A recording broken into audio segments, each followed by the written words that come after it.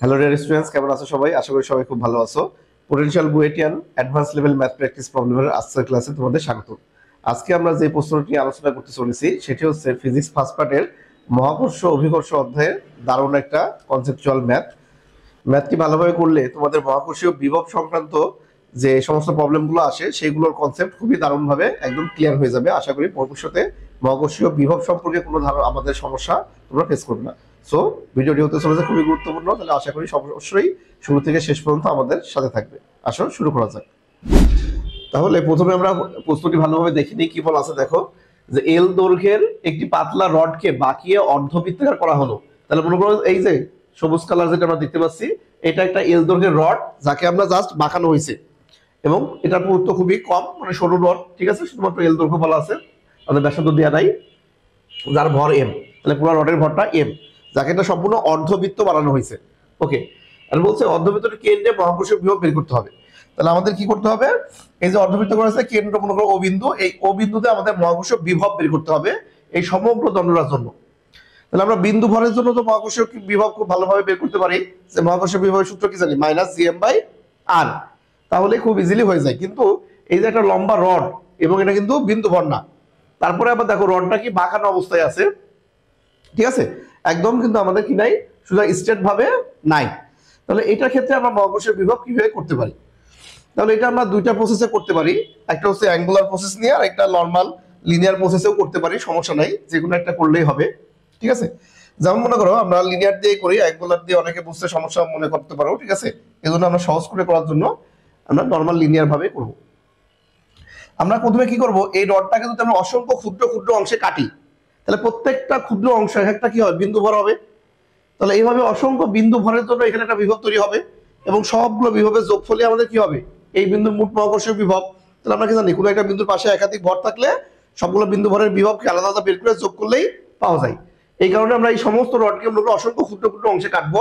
তাহলে আমরা ধরলাম যে এই ব্যাসার্ধ আর যদি হয় তাহলে এর উপরে কোনো একটা পয়েন্টে একটা নির্দিষ্ট ছোট্ট একটা অংশ, যেটা দৈর্ঘ্য ধরে নিলাম আমরা ডিএল। ডিএল দৈর্ঘ্যের ক্ষুদ্র অংশ। তাহলে এইভাবে পুরো দ্বন্দ্বটাকে যদি আমরা ডিএল ডিএল ডিএল অসংখ্য ক্ষুদ্র ক্ষুদ্র অংশে কেটে দিই তাহলে প্রত্যেকটা এক একটা বিন্দু ভরের মতো হবে, যেটা কেন্দ্র থেকে আর দূরত্বে আছে। তাহলে ওই ক্ষুদ্র অংশের ভর যদি আমরা বের করতে পারি তাহলে আমরা কি করতে পারবো, মহাকর্ষীয় বিভব ইজিলি পেয়ে যাবো। তাহলে আসলে ওই ক্ষুদ্র অংশের ভর কিভাবে বের করবো? তাহলে আমাদের এই যে পুরো দৈর্ঘ্যটা কত দিয়ে আছে, এল, পুরো অর্ধবৃত্তটাই এল, ঠিক আছে, পুরো বৃত্ত কিন্তু না, এই অর্ধবৃত্তের এইটুকের দৈর্ঘ্য এল। তাহলে আমাদের এখানে আছে এল দৈর্ঘ্যের ভর, ঠিক আছে, এল দৈর্ঘ্যের ভর কত, এম।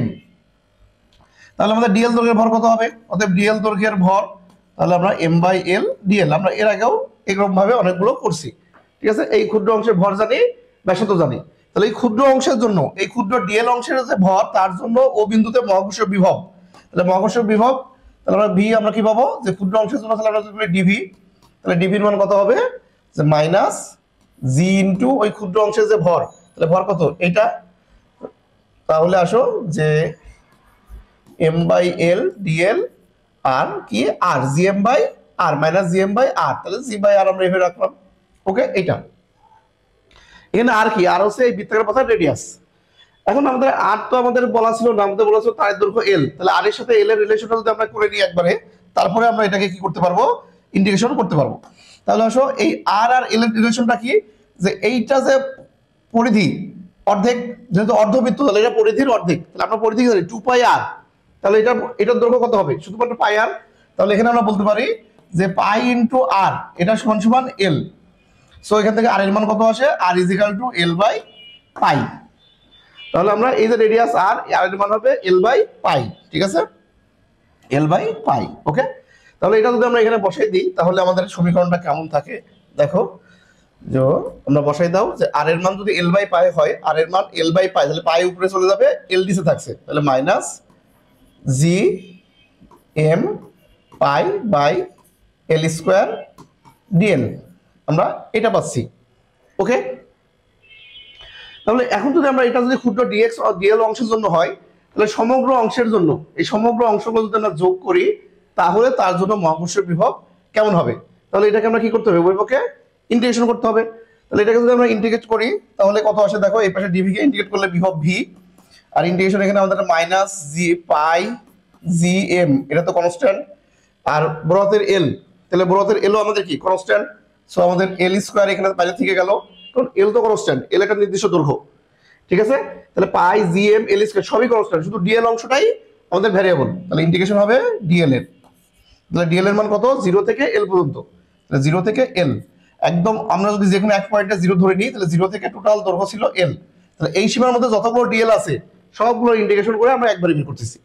তাহলে কত আসে দেখো, খুবই ইজিলি আমরা পেয়ে যাচ্ছি minus GM by L square, আর ডিএল এর ইন্টিগ্রেশন কত হবে, অবশ্যই এল, তাহলে আমরা এটা কেটে দিলে মাইনাস পাই জিএম বাই এল।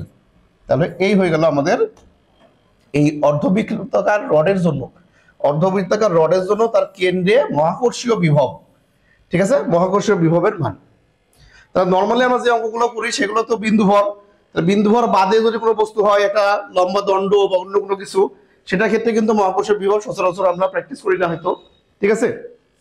তাই এরকম অঙ্ক প্রশ্নে হুট করে চলে আসলে একটা সিম্পল প্রশ্ন দেখো, এটা কি কোনো ধরনের কোনো জটিলতা আছে, কোনো জটিলতা নাই, কিন্তু তুমি যদি আগে এই ধরনের অঙ্ক না করে থাকো, যখনই দেখবে একটা রড ছিল, রডকে বাঁকানো হলো অর্ধবৃত্তাকার করে, তার কেন্দ্রে আবার মহাকর্ষীয় বিভব, ওরে বাবা কি না কি, ঠিক আছে, এমন অনেকেই এমন ফিল হতে পারে, যদি প্রথমবার করা না থাকে তাহলে অবশ্যই ফিল এমন হতে পারে। তাহলে ক্ষুদ্র বস্তু বা বিন্দুভর না হয়ে যদি এমন বড় বস্তু বা লম্ব দণ্ডা হয়, তখন তার ক্ষেত্রে আমাদের মহাকর্ষীয় বিভব ওইটাকে আমরা ক্ষুদ্র ক্ষুদ্র অংশে ডিএল ডিএল অংশে বিভক্ত করে নিয়ে ইন্টিগ্রেশন করে খুব সহজেই বের করতে পারি, ঠিক আছে। সো আশা করি প্রস্তুতি তোমাদের ভালো লাগছে এবং বুঝতে পারছো, অবশ্যই একদম সিম্পল ম্যাথ, বেসিক ম্যাথ, ঠিক আছে। তাহলে এই ধরনের বিন্দুভর ছাড়াও বিভিন্ন বস্তুর জন্য মহাকর্ষীয় বিভব এগুলো তোমরা প্র্যাকটিস করতে থাকো, ঠিক আছে। তারপরে আমাদের নিউটনের বলবিদ্যায় যেমন জড়তার ভ্রামকের বিভিন্ন ইয়া ছিল বিভিন্ন শেপের জন্য, ঠিক এরকম ক্ষেত্রে সামান্য পরিবর্তন দিয়ে আসতেই পারে। সো আজকের মতো এই পর্যন্তই, দেখা হচ্ছে পরের ক্লাসে আরো নতুন প্রশ্ন নিয়ে। সেই পর্যন্ত আমাদের সাথে থাকো এবং প্র্যাকটিস করতে থাকো। আর চ্যানেলে নতুন হলে অবশ্যই সাবস্ক্রাইব করে ফেলো, আর তোমাদের বন্ধুদের সাথে সবার সাথে আমাদের চ্যানেলটা কি করো একটু শেয়ার করে দাও, যেন সবাই মিলে একসাথে আমাদের এই বেসিক অঙ্কগুলো সবাই প্র্যাকটিস করতে পারে এবং অ্যাডমিশন পরীক্ষার জন্য সবার প্রস্তুতির লেভেলটা আরেকটু আমাদের এক ধাপ এগিয়ে যায়। ওকে, আল্লাহ হাফেজ।